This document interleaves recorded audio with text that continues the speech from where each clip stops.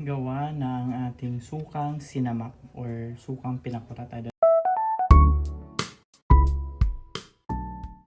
Hi katalali, ang gagawin natin sa video na to is gagawa tayo ng sukang sinamak or sukang pinakurat, pero hindi ko kasi sure kung ano yung parang sa pinakurat kasi ata parang ang daming luya, same as sinamak, pero ang gagamitin ko kasi is paumbong, and yung iba naman sa sinamak and sa luya is parang tuba ata yung gamit, sukang tuba. And ito yung gagamitin kong ingredients kasi nga inaano ko lang yung sibuyas, yung kung ano lang yung, di ba ang gulo ng camera ko, yung pasirana, yun yung gagamitin ko kasi sayang naman. And yung sa ano naman, sa bawang, konti lang ilalagay ko sa kayong luya kasi hindi gaano sila mabawang at maluya dito sa suka, kaya mas marami ang sibuyas. Yeah. So ito yung luya natin, ito lang yung luya na gagamitin natin, yung 4 na butil ng bawang. Yan. And then ito yung sibuyas. Kaya kung may mga sibuyas kayo na pasirana at may sili naman kayo, may konting luya and bawang, pwede nyo gawing sukang sinamak. Masarap to sa mga sausawan ng chicharon or sa kung ano ng sausawan, masarap yan. So let's go. Iaano lang natin to. I-remove mo lang yung tangkay ng sili kasi hindi naman kasali yon. And then ito, kaya ito ganito itsura nito kasi nga tinanggal ko yung mga pabulok-bulok na kasi yan, mga maliliit. Ito, konti lang nilagay ko kasi hindi maadong maluya and same as sa bawang. Kaya iaano natin to. I-food processor natin to para pinong-pino and masarap talaga siya at pantay-pantay. Let's go. Yan, ilalagay natin siya dito sa food processor na ito. Yan. Sama-samahin na natin to. Okay. Hindi pala kasya to. Baka mahirapan tayo pa ikutin. Dalawang bawang. Yan na muna. And ipo-processor natin. So may tira pa tayo. Ayan. Let's go. Actually yung sili naman, yung mga ganito, pwede yung medyo hilaw. Pero kung marami kang hinog, hindi i-priority yung hinog kasi para hindi masayang, di ba? Pero kung wala naman kayong hinog gaano at may mga hilaw naman, hindi yung gamitin. Maanghang din naman yun.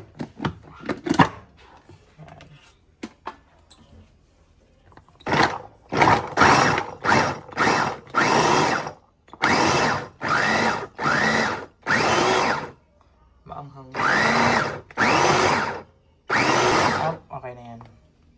Ganyan texture. Kasi nga, yan no, nakikita natin yung sili and then yung bango. Pero ang hangang amoy. Pero okay na yan. Lipat natin sa lagayan. So ito yung ating, ayan o. So kahit hindi, i-grind mo pa din yung sili niya. Ipapasok mo pa dito.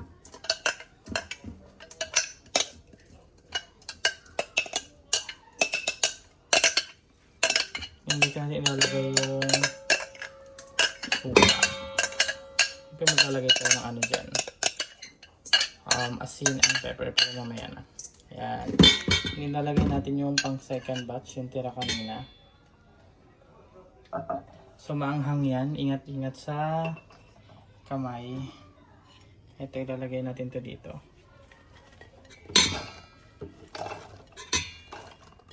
And processor natin yan.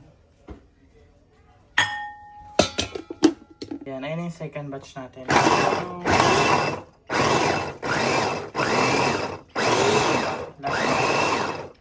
Okay na yan kasi nga para may mga buo-buo pa tayong makita dun sa suka. Lipat natin sa lagayan.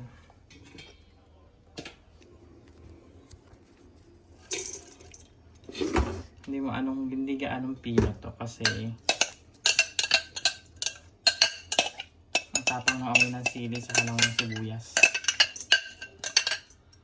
Kaya kung gagawa kayo nito at medyo sensitive kayo sa amoy, mag-face mask kayo.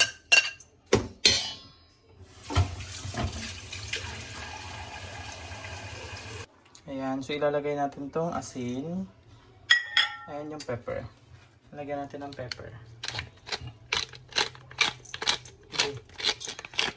Sarap yung maraming pepper.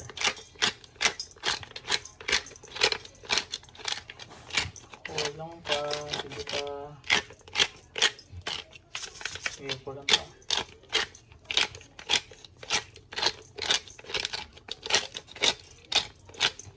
Okay na yan.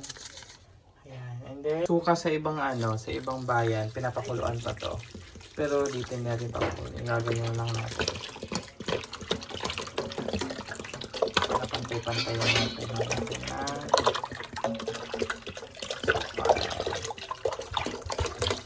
Yun.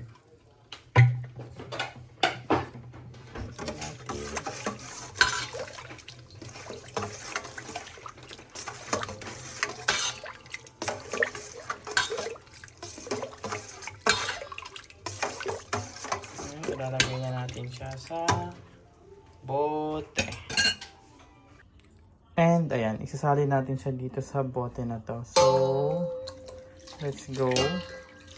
Kasi ilalagay natin siya dito sa ating lagayan ng suka.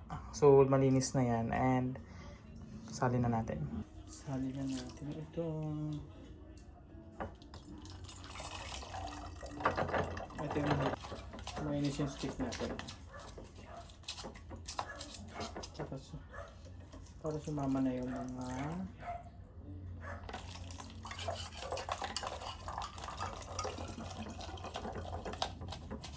masarap to sa mga tuyo.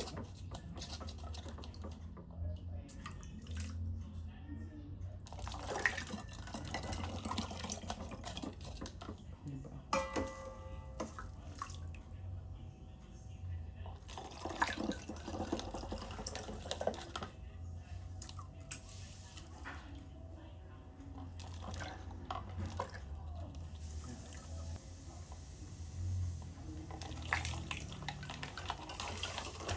Actually, dati gumagawa ko ng ganito, ano to, ang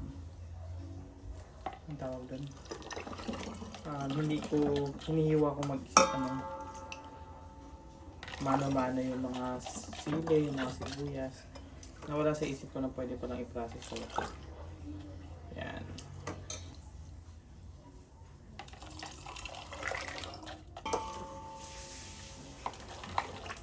Ay, shit.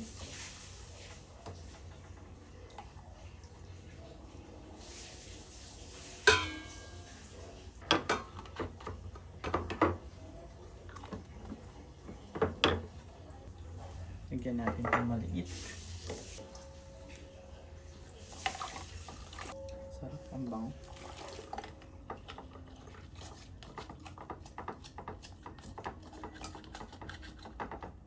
Ano yan? Kasi ito yung pang araw-araw natin. Diba? Naku, ang ganda.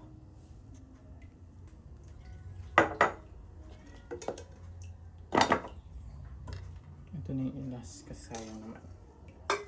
Diba?